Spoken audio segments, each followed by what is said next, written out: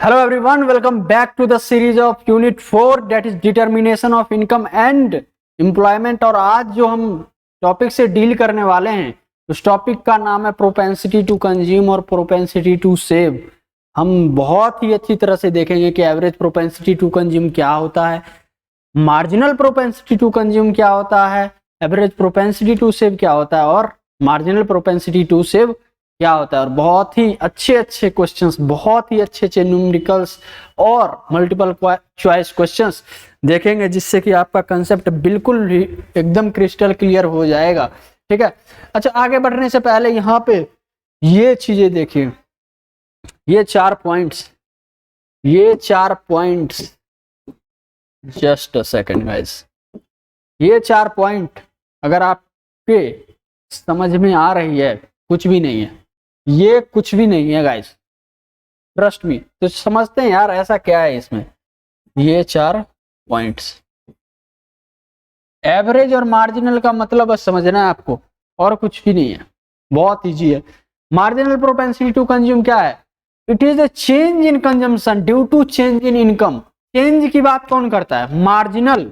जब भी मार्जिनल आए आपको समझ जाना है कि वहां पे चेंज की बात होगी, चेंज की बात होगी। और इसे हम denote change in consumption due to change in income. अगर हमारा इनकम मान लो 200 से बढ़ रहा है तो कंजम्पशन कितने से बढ़ेगा, ये चीजें डिटरमाइन कौन करेगी? मार्जिनल प्रोपेंसिटी टू कंज्यूम कर रही होगी। Similarly marginal propensity to save, change in saving due to change in income. Income मान लो हमारा पहले 10,000 था, अभी 20,000 हो गया, बढ़ गया ना, इनकम चेंज हो गया। अभी इनकम चेंज हुआ तो भाई सेविंग भी तो चेंज होगी। ऐसा थोड़ी है कि 10,000 हमारा इजाफा हुआ हम सारा का सारा कंज्यूम कर रहे हैं, सारा का सारा हम कहीं खर्च कर रहे हैं, नहीं ऐसा नहीं है। ठीक है, कुछ पोर्शन हमारे सेविंग में भी इंक्रीज होगा, डेफिनेटली होगा। तो वो चेंज जो है उसे हम ऐसे डिनोट कर सकते हैं। ठीक है, it is the change in saving per unit change in income. It is denoted by S and is equal to 1 minus consumption. बहुत ही इंपॉर्टेंट चीज है। ठीक है, तो एमपीएस क्या होता है? 1 माइनस एमपीसी, और we can say that MPC plus MPS is equal to 1। ठीक है, इस चीज को ध्यान में रखेंगे, दोनों का सम बहुत ही इंपॉर्टेंट है। ये मैं बता दूं आपको, marginal propensity to consume plus marginal propensity to save is equal to 1। अच्छा, बहुत लोग पूछते हैं कि सर ये आया कैसे, किसने बनाया ये रिलेशन? मैं बताता हूं कैसे आया। अभी जस्ट अ सेकेंड, इसको इरेज कर लेते हैं। ठीक है, अभी समझते हैं। काफी बुक्स में कई जगह पे आपने देखा होगा, बट जनरली लोग बताते नहीं कि ये चीजें हुई कैसे। चलिए देखते हैं। सबसे पहले आप यहां समझो, अगर इनकम में से कंजम्पशन हटा दो सेविंग होता है। ये चीजें आपने पढ़ रखी है, ये चीजें आपने ऑलरेडी पढ़ रखी है। कंजम्पशन माइनस कर दो अगर इनकम से तो क्या बच रहा है? सेविंग बच रहा है। अच्छा, इसको मैं ऐसे भी तो लिख सकता हूं, लिख सकता हूं नहीं लिख सकता हूं? लिख सकता हूं या नहीं लिख सकता हूं? तो क्या मैं अगर इन सबको मैं y से डिवाइड कर दूं, सबको मैं इनकम से डिवाइड कर दूं, चलो जी, ये क्या हो गया? 1।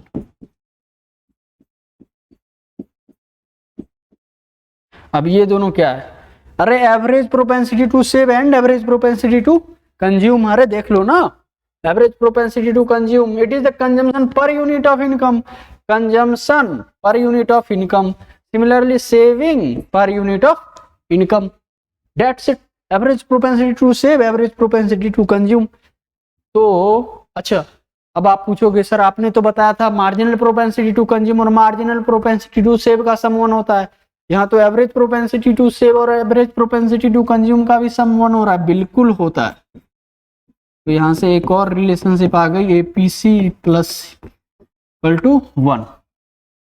अच्छा, C by Y plus S by Y is equal to 1। क्या मैं इसमें चेंज कर लूं? अगर ऊपर नीचे मैं चेंज कर लूं तो यही तो है marginal propensity to consume, marginal propensity to save. तो क्या ये नहीं हो गया?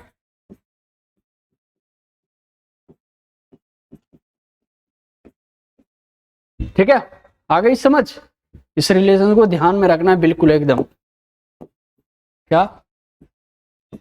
Just a second guys, let me erase this. चलिए एक नोट डाउन कर लेंगे आप, APC plus APS equal to 1 और MPC प्लस S। क्लियर है? कॉन्सेप्ट क्लियर है? डन। चलो तो फिर क्वेश्चन पे बढ़ूं? चलो यार क्वेश्चन भी देख लेते क्या चीज है। अच्छा ये क्या आ गया? ये कह रहा है which of the following statement is an accurate description of propensity to consume। अभी इन्होंने 4 स्टेटमेंट दे दी है भाई, इतनी लंबी लंबी, और ये कह रहे हैं कि बताओ भैया प्रोपेंसिटी टू कंज्यूम का मतलब क्या है, कौन इसमें से जो है करेक्टली डिस्क्रिप्शन दे रहा है, करेक्टली डिस्क्राइब कर रहा है। Let's see guys. A point, it is the additional income that gets spent on consumption। additional income मतलब change in income that get spent on consumption। अभी चेंज की बात कर रहा है, ये तो यार मार्जिनल प्रोपेंसिटी में पढ़ा था ना हमने, पढ़ा था नहीं पढ़ा था? तो ये तो नहीं हो रहा यार, तू तो हट जा भाई हमारे लिस्ट से। नेक्स्ट ऑप्शन क्या है? It denotes the ratio of the consumption to income. Ratio कह रहा है कंजम्पशन और इनकम का, रेशियो कंजम्पशन टू इनकम। क्या कहूं, क्या कह रहे हो सकता है? अरे कंजम्पशन और इनकम की बात कर रहा है भाई। चलो देखता हूं मैं। C it defines the tendency of consumer to consume more than usual. ये क्या चीज है मोर देन यूजुअल? क्यों कर रहा है मोर देन? यहाँ प्रोपेंसिटी टू कंज्यूम की बात हो रही है, यूजुअल मतलब पहले से ज्यादा कंज्यूम करे कम करे, इसका तो कोई रिलेशन नहीं लग रहा है ना। It denotes the actual level of income at which it is equal to the consumption expenditure. ये क्या चीज, ये क्या चीज है? कुछ भी। चलो एक्सप्लेनेशन एक बार देख लो आप लोग, फिर देखते हैं इसे। It is the additional income that gets expend on expenditure. दूसरे पर मार्जिनल, वही चीज है मार्जिनल प्रोपेंसिटी टू कंज्यूम बता रही तो। D it defines the tendency of consumer to consume more than. Propensity to consume is a general concept about the average tendency to spend, not necessarily the exceeding usual levels. General tendency की बात करता है ये, कोई usual से बड़ा बढ़ जाना या यूजुअल कंजम्पशन से घट जाना, इन सब चीजों को एक्सप्लेन प्रोपेंसिटी टू कंज्यूम नहीं करता है। ठीक है, option D it denotes the actual level of income, which is, ये तो कुछ था ही नहीं। This describe the equilibrium level of income की बात कर रहा है ये तो।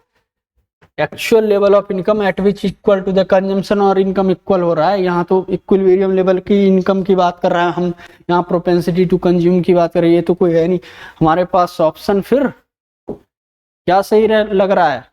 बिल्कुल option number B, option number B.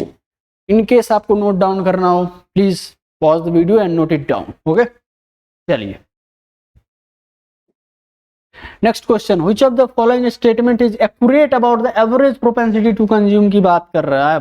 अरे अभी हमने एवरेज प्रोपेंसिटी टू कंज्यूम की कंसेप्ट को देखा अच्छे से। ठीक है, अगर अभी भी सॉल्व नहीं हो रहा क्वेश्चन, थोड़ी सी दिक्कत है फिर, लेकिन मुझे पक्का भरोसा ये डेफिनेटली हो जाएगा। देखते हैं क्या है option. Option A the average propensity to consume can never be less than 1। ओ अब ये तो रेंज की बात कर रहा है, ये 1 हो सकता है, ग्रेटर देन 1 हो सकता है, 0 हो सकता है, क्या हो सकता है एवरेज प्रोपेंसिटी टू कंज्यूम? सोचो, just think, I am giving you 10 second, सोचो फटाफट। हाँ 10 सेकेंड, इससे ज्यादा टाइम मिलता नहीं, फटाफट सोचो। सी और D, can never be positive, can never be 0, average propensity to consume can never be more than 1। अच्छा एवरेज प्रोपेंसिटी टू कंज्यूम था क्या? Consumption per unit of income. पहला ऑप्शन क्या कह रहा है, can never be less than 1। क्यों नहीं हो सकता, क्यों नहीं हो सकता, can never be less than 1 हो सकता है यार। हम मान लो हमारा इनकम 800 है, ठीक है, और हम सिर्फ और सिर्फ 200 कंजम्पशन पे खर्च कर रहे हैं, पॉसिबल है ना, क्यों नहीं हो सकता। 1/4 ये तो 0 से इक्वल है, क्यों नहीं हो सकता, 0 से तो कम ही है ये, सॉरी 1 से तो कम ही है, 0 पॉइंट में जा रहा है आंसर ये तो, सॉरी जस्ट अ सेकेंड, या सेकेंड 0.25, तो ये तो 0, ये तो option accurate about the average propensity to consume, ये तो ऑप्शन मुझे गलत लग रहा है सर।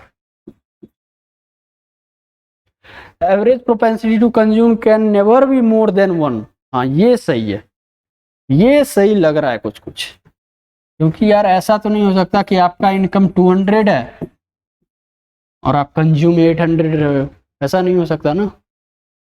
इनकम ही जब 200 रुपये है तो कंजम्पशन हम 800 का कहाँ से कर रहे हो, ये सही बात कर रहा है, लेकिन एवरेज प्रोपेंसिटी टू कंज्यूम की, चलो देखते हैं इसका।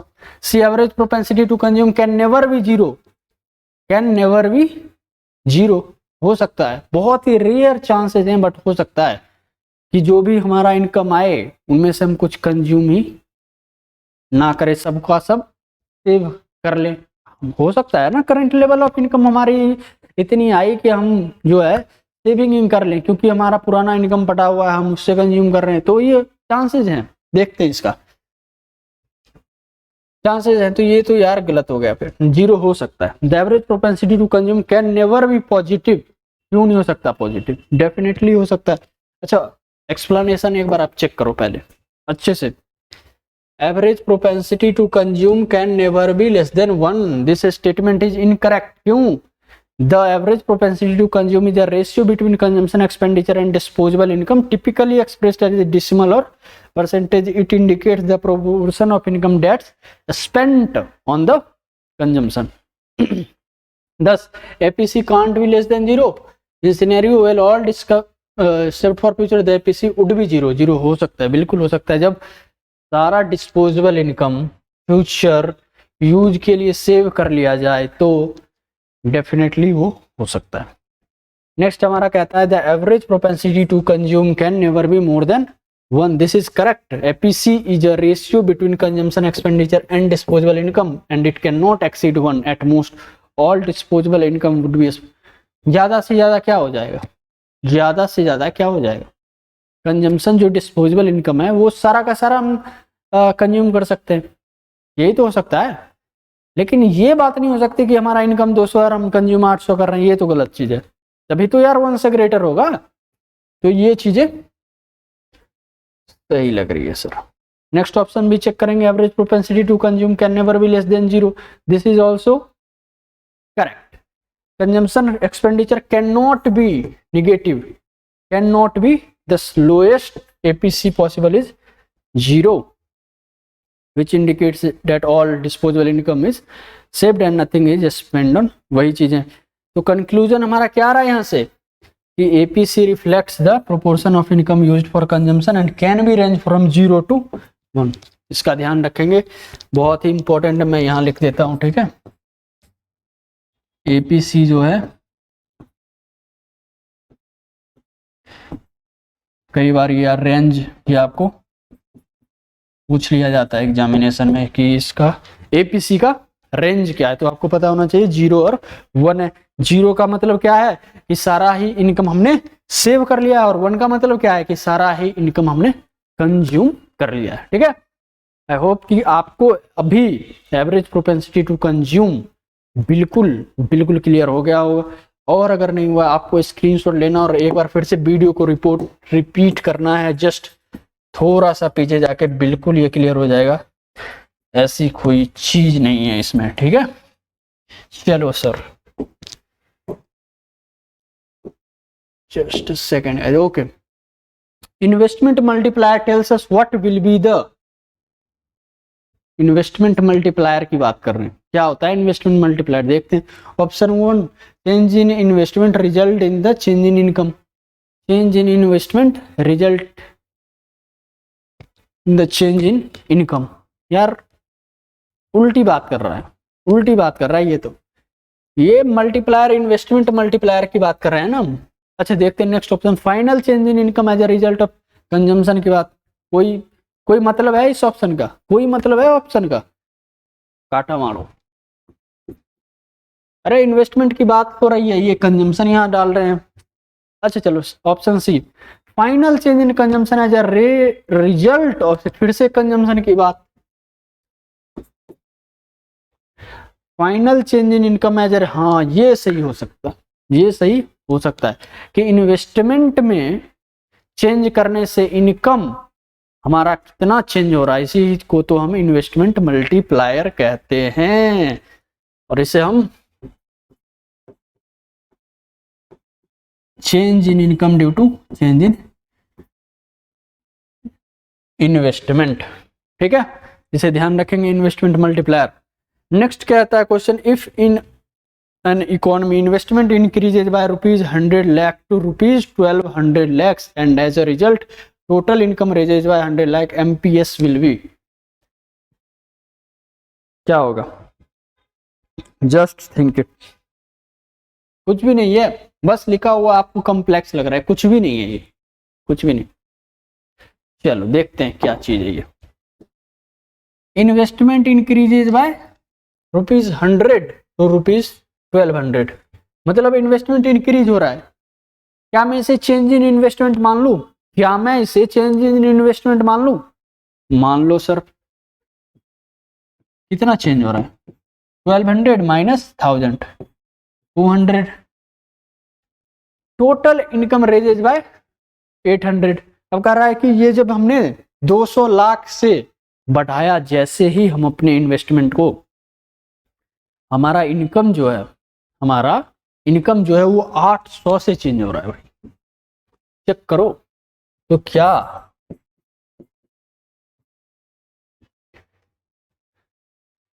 ये 800 से चेंज हो रहा है? अभी यही चीजें तो मैंने यहां बताई, यही चीजें तो मैंने यहां बताई, चेक कर लो। जैसे ही हमारा इनकम 800 से चेंज हो रहा है, किसके कारण चेंज हो रहा है? इन्वेस्टमेंट के कारण चेंज हो रहा है ना। अरे 1000 से 1200 हमने इन्वेस्टमेंट को चेंज करा कितने से? 200 से, और इनकम चेंज हो गया कितने से? 800। अरे यही तो इन्वेस्टमेंट मल्टीप्लायर बता रहा था अभी।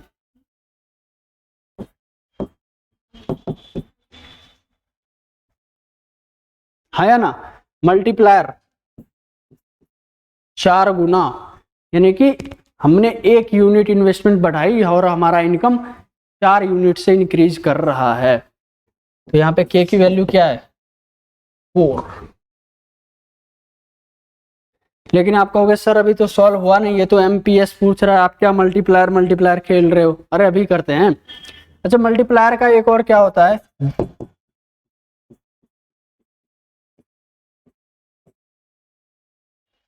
वन माइनस एमपीसी, ये क्या चीज है? कुछ भी नहीं है, ये एमपीएस अभी तो बताया था, एमपीसी प्लस एमपीएस।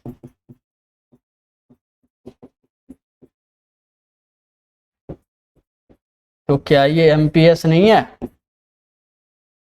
और ये क्या है? इन्वेस्टमेंट मल्टीप्लायर नहीं है? A is equal to 1/MPS।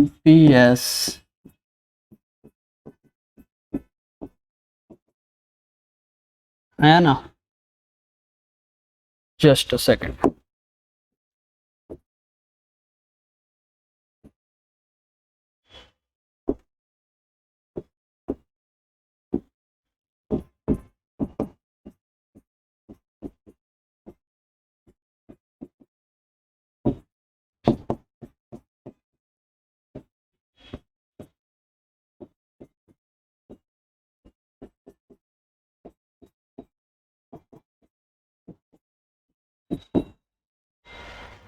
Clear है?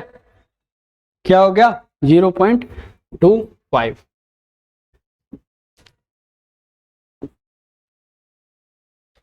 Got it? चलिए नेक्स्ट क्वेश्चन पे चलते हैं हम। एक बार मैं पहले इसे इरेज कर दूं ताकि मैं अगले क्वेश्चन को भी सॉल्व कर पाऊं।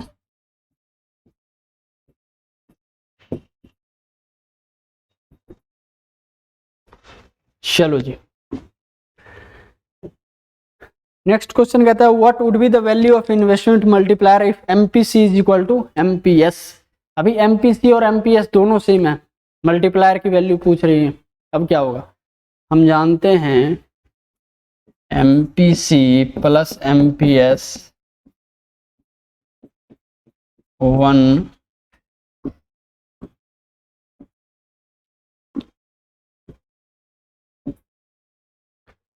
अब ये 1 की इक्वल कब होगा, कंडीशन हमारे पास क्या है कि एमपीसी और एमपीएस दोनों इक्वल होना चाहिए।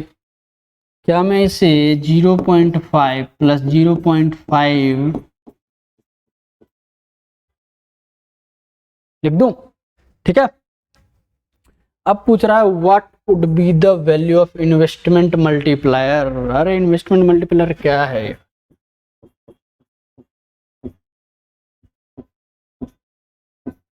एमपीएस की वैल्यू क्या है 0.5।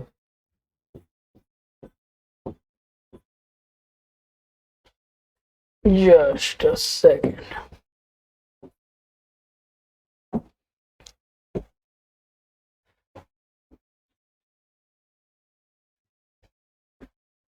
क्या मैं इसे 1/5 5/, इट्स 5/10, तो क्या ये 2 हो जाएगी, हाँ या ना। अरे 10/5 क्या ये 2 हो जाएगी, ऑप्शन नंबर सी। अच्छा एक्सप्लेनेशन अगर आपको देखना हो तो आप देख सकते हैं। Investment multiplier refers to the number of time by which income in output or income increase or exceeds the increase in investment. It is measured as a ratio between change in income and change in investment and can be denoted as, कि ये तो पढ़ रखा हमने, वही चीजें 1/MPS whereas is the marginal propensity to save. So MPC then MPS plus MPC is equal to 1। तो आप चेक कर लो इसे, ठीक है, देख लो वही चीजें 2 time, hence the value of multiplier is 2। Next question कह रहा है if MPC is equal to 0.75 autonomous consumption is 100 crore then find the level of consumption at income level of 8000 crore. भाई नंबर तो बहुत बड़े बड़े दे रखे हैं, 8000 करोड़, 1000 करोड़। चलो जी देखते हैं इसे भी अच्छे से। कह रहा है एमपीसी पहले तो इन्होंने बता दिया हमें 0.75, ऑटोनोमस कंजम्पशन इन्होंने बता दिया 100 करोड़। चलो इसे मैं सी से डिनोट कर लूं। अच्छा चलो ये एसी, ये कितना है 100, then there is a income level और वाई 8000, और ये पूछ हमसे क्या रहे हैं, find the level of consumption. Basic consumption function यार पहले पढ़ रखा हमने ये तो। ये क्या ऑटोनोमस कंजम्पशन, ये हमें फाइंड करना। ऑटोनोमस कंजम्पशन क्या है यहाँ पे 100 plus marginal propensity to consume 0.75 और y क्या दे रखा है 8000। ये लो जी 8000, तो ये लो ना 100 प्लस 8000 का 75% कितना 6000, ये लो जी 6000। क्या ये 6100 नहीं हो गया, हाँ या ना, हुआ नहीं हुआ, 6100 है, बिल्कुल है, B option is the correct. Explanation check करेंगे आप, क्या है marginal propensity to consume 0.75, autonomous consumption 100 crore, income level 8000 crore. बस सेम कंजम्पशन फंक्शन का फॉर्मूला हमने वैल्यू प्लग इन किया और सॉल्व कर दिया, that's it. Pause the video to note it down. Okay guys, that's it for today. Thank you very much.